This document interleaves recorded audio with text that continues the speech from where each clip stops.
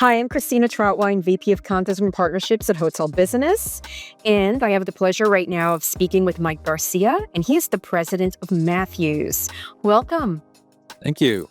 Good to be here. So let's get right into it. I just said Matthews. That's a rebrand. So let's discuss the recent rebrand and how it reflects the evolution of your company over 30 years. Yeah, it's, we're rebranding from Matthews Southwest. A long time ago, 30 years ago, we did most of our business in Texas and around that surrounding area. And so the Southwest had some meaning from a regional standpoint, but we've grown over the last 10, 15 years pretty substantially. We have an office in Toronto. We have an office in Squamish, which is just north of Vancouver. We have an office in Dubai. And we've got a couple offices in Texas, and then we have field offices in different parts of the U.S. where we have business.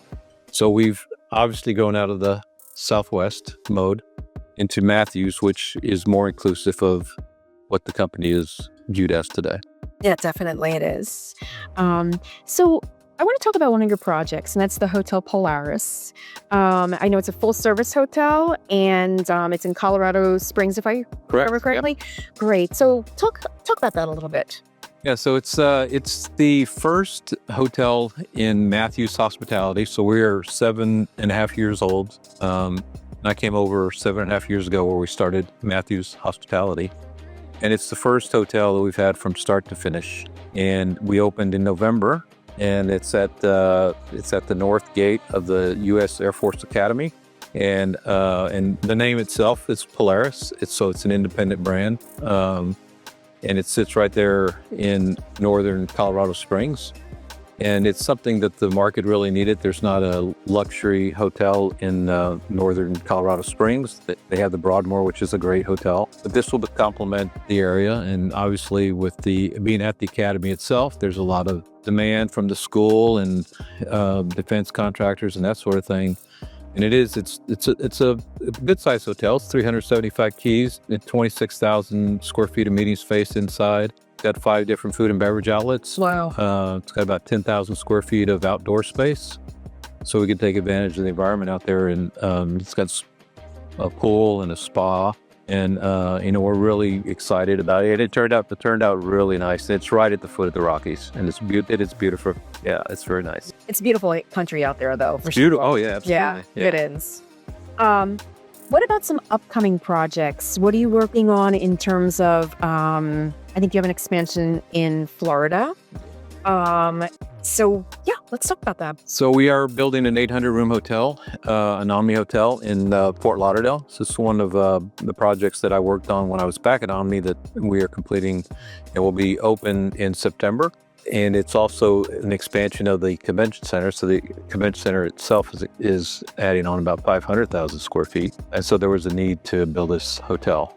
And so this is another high-end luxury hotel, 4-diamond hotel that it's, again, focused on group business, a lot of meeting space, 5 different food and beverage outlets. You have the spa and the pool, and it's going to have a great, spectacular pool area, which it's elevated, and you can actually see out to the Atlantic from the elevation. So it's going to be a very, very good experience. It's on the intercoastal. It's not on the beach. You'll get the beach feel by the elevation of the pool level, and the ballroom levels are actually elevated as well. So you'll be able to enjoy the scenery. Yeah, I think that's so important, right? Yeah. Especially if you're going to be in a great location. You have to enjoy the surroundings. Exactly. Let's talk a little bit about some of the highlights of 2024, and then let's go on to what you're excited about for 2025. Okay. Well, 2024 was it was a great year. So from a project standpoint, it was a great year. We're also making some changes internally as some of us in upper management are coming to, I won't say old, but we're mature. And so we're also looking to, the next generation, if you will. And so we've added a couple of people and kind of redeployed some folks in different areas, and we can hopefully ingrain them in what's made Matthews a success over the years, and really kind of build that culture within. So, which is very important to us, to have a culture and really entrepreneur spirit. So speaking about culture, how would you define your culture? What are some words you would use to define it? So I think it's hardworking, dedicated. It's a friendly environment. Yeah. Extremely friendly environment, and a lot of that starts with Jack Matthews, who's the main principal for the organization. And Jack and I are really good friends, and it formed a friendship way before I even came over. So, it's very collaborative.